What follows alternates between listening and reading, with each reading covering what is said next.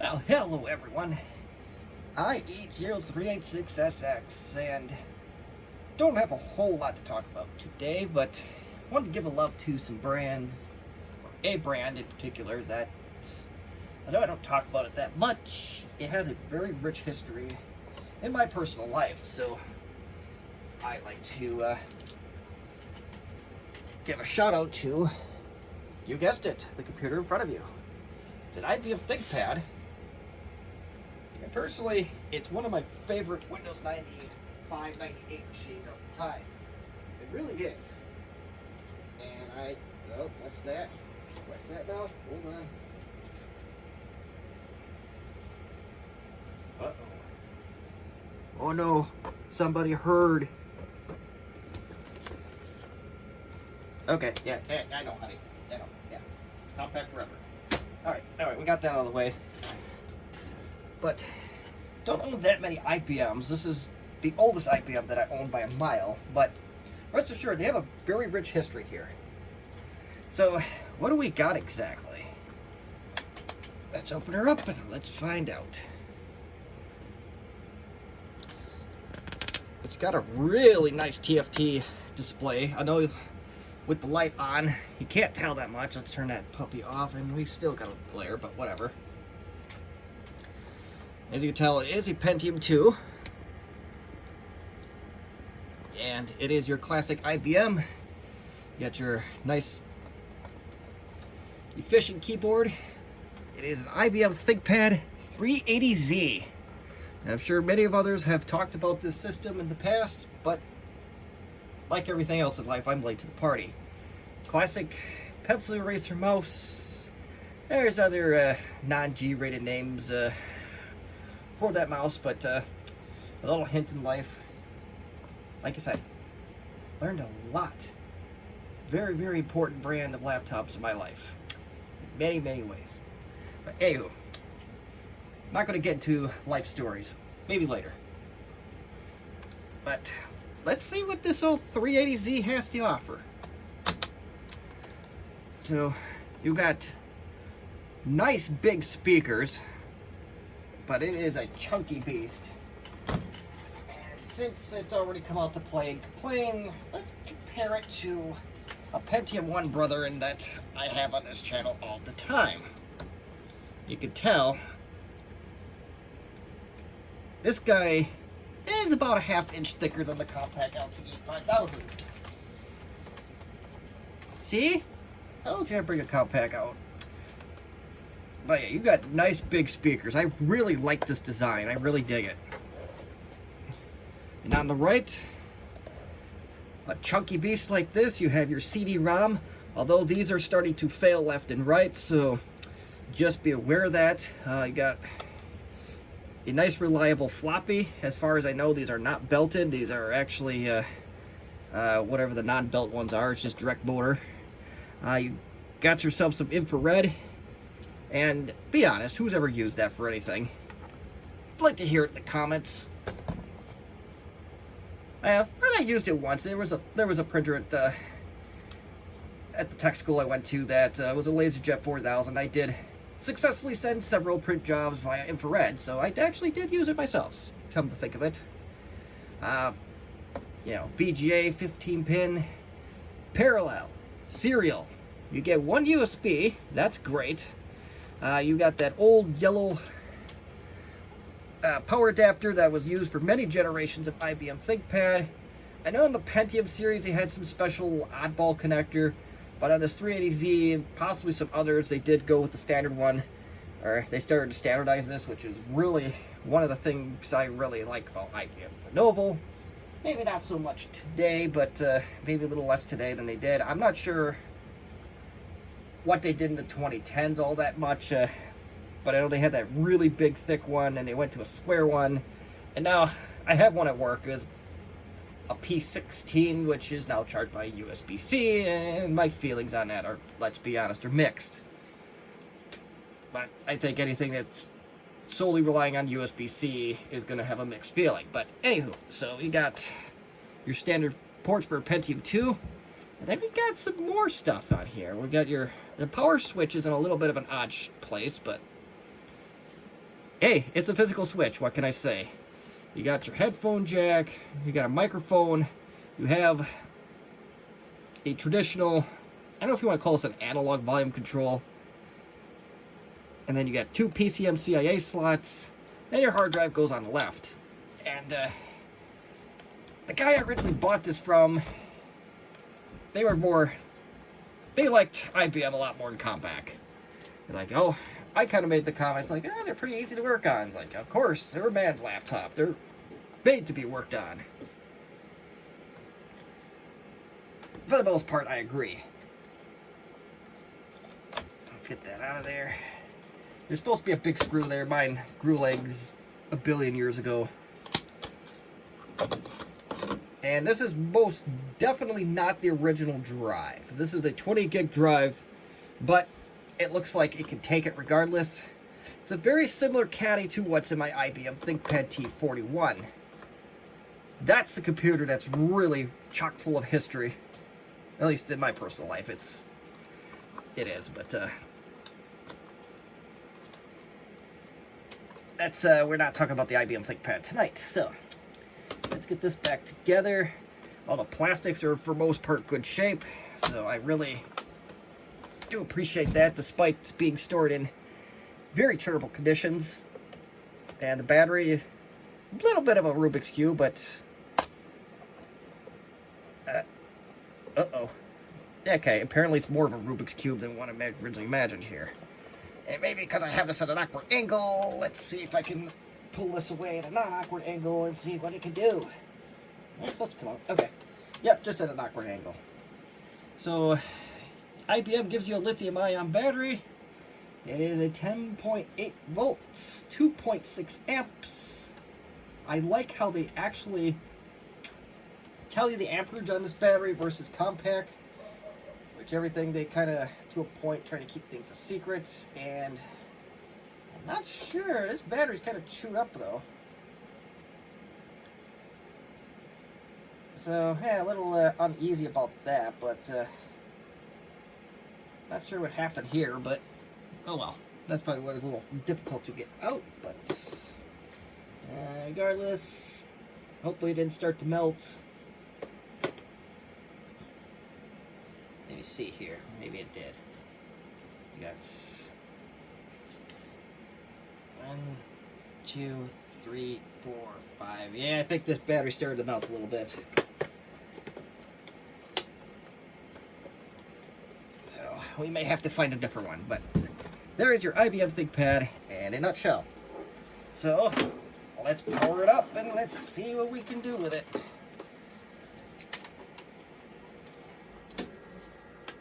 It comes with 32 megs of RAM standard.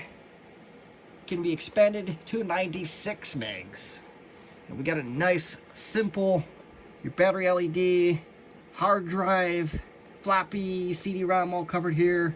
All your standard stuff here, and I don't remember what those two are for, but that's not really important. So turn this chunker on and see what we can do here. Okay. Apparently nothing. Oh, apparently something. So yeah, I did expand the memory on this some time ago. Just look at how nice the screen is. I know we probably got reflection situation here for the viewers at home, but as far as I know, this does not stretch out. It predates that.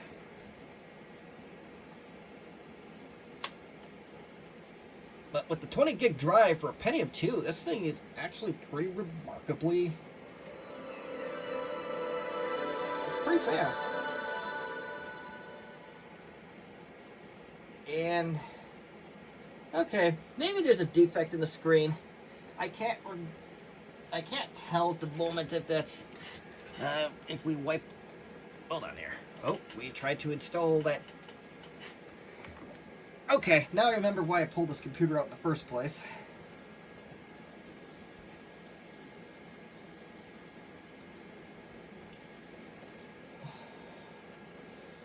Okay.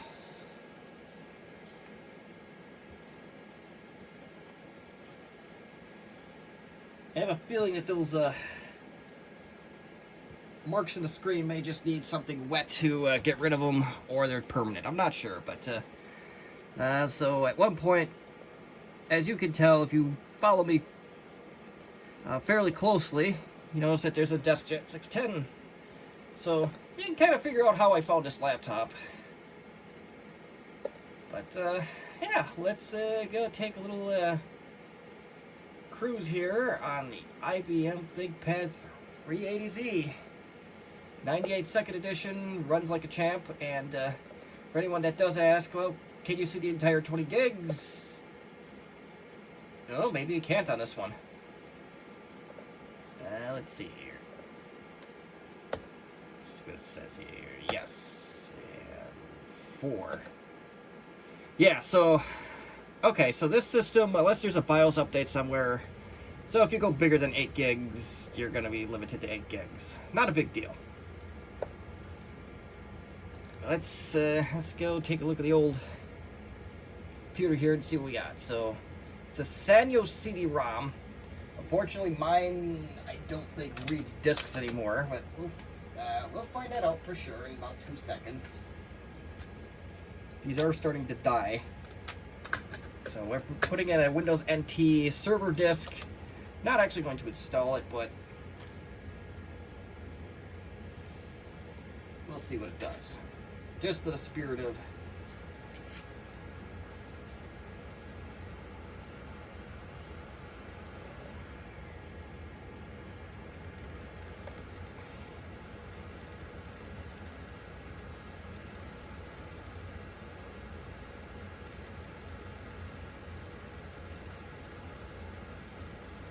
I have a feeling the lasers are just starting to die in these Sanyo CD-ROMs, but as you can tell, the light here in the wee bottom of the screen is just solid.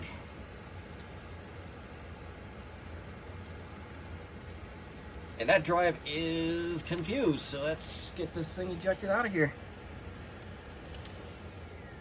Yep, it is not happy.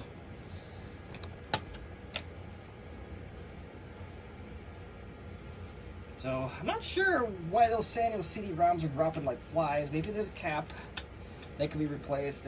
I'm not entirely sure, but this is not a troubleshooting in-depth video. Now let's try the floppy. Sacrilege.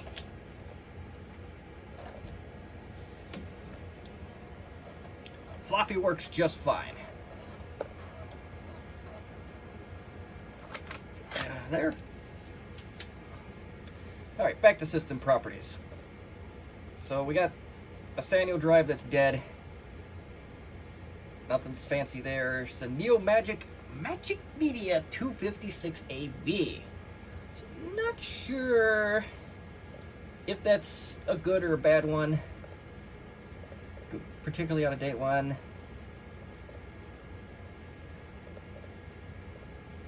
I am just looking because I don't remember much of anything about it, and unfortunately it doesn't tell me much in terms of what the card is. Oh, maybe this does. Advanced settings. Yeah, I am not sure how many megs that video card is, but it doesn't really matter. Nothing special there. IDA controller, infrared, keyboard. I don't recall. Oh, there is not a built-in modem on it, but I guess the infrared port qualifies as that. So, Texas Instrument card bus. Nothing special on the sound card. I don't think this is one that really people go for, since I think it is a PCI-based sound card. Is MP401 compatible, which I know the sound nerds will tell me that that's probably a garbage card, but well, like I said, I'm not fancy, I'm not picky. And yeah, that's the IBM 380Z in a nutshell. Here's a billion-dollar question. I'm going to disconnect the power. It actually holds a little bit of power. I am actually shocked by that.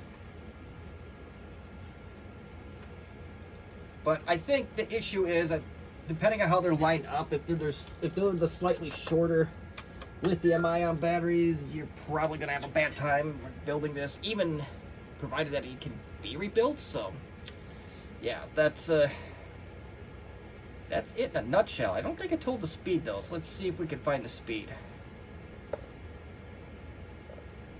Let's restart.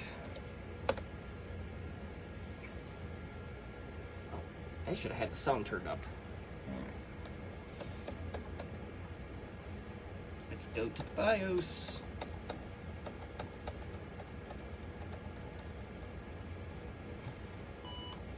I think the original hard drive actually died in this thing some time ago. That's... oh, shoot.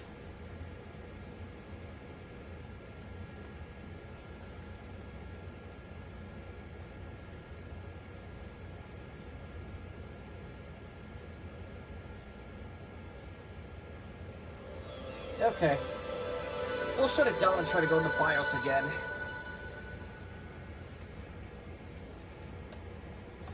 And I had an interesting problem with the serial port on Windows 2000 on this machine. No matter what I did, I just couldn't get it to function. Legit don't understand it.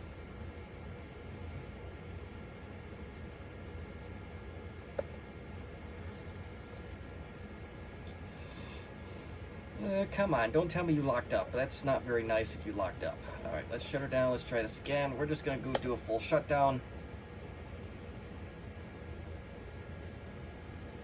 It is a modern enough computer where it does shut off on its own.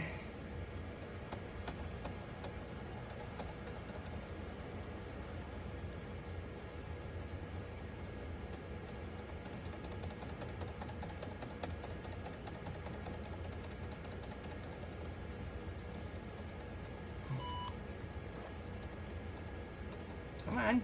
There we go. Alright, so we got a BIOS from February 10th, 1999. It's a 233 megahertz Pentium 2. I think these went up to 300. Don't hold me to that. Look at this. I just love this BIOS. I really do. But there's that. Let's see if it tells me anything useful. Video version. Okay, that's all kind of useless to us right now, but okay, this is kind of a cruel trick. It looks like it's got Wake on LAN and maybe some flash capabilities, but there's no network card on here, so I don't know how that's supposed to work. Unless a docking station would do it. Quick boot is enabled. I wonder if the initialize does. Oh, we're not going to do that because there's no context there. Okay, so let's go. Not a whole lot we could do in this BIOS other than power on.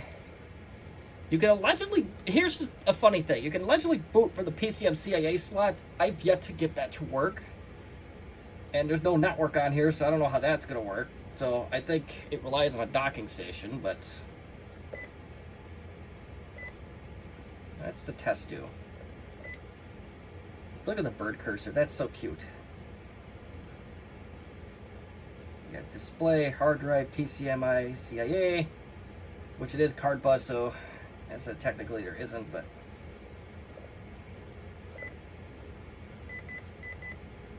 okay, that's weird.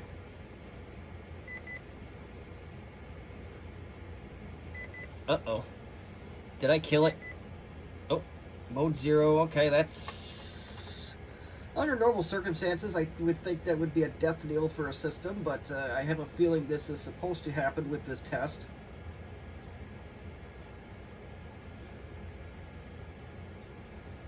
I would be really scared if this wasn't a test right now, as I would say this would probably be the end of the computer's time, or at least there would be something significant going on. So, okay, we got ourselves a test pattern, that's always good.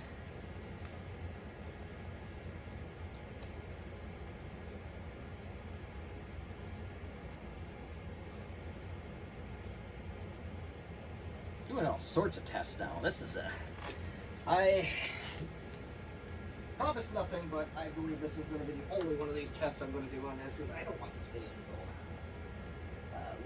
any longer than it needs to be, or should be. And okay, so that's all right.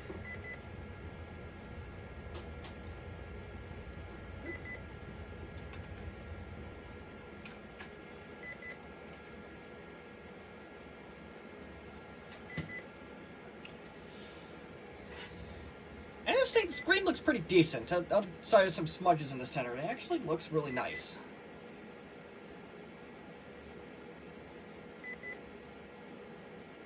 Are we done yet?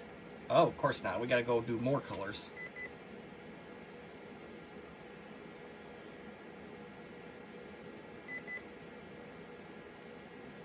Let's see if this brightness thing does anything. Yeah, it does. Okay, that still works. That's good. Video page. My goodness, this is quite the extensive test. And that's it. It's okay. Good. Alright, like I promised, that's going to be the only test I do on here, so I'm going to restart this and end the video at this point.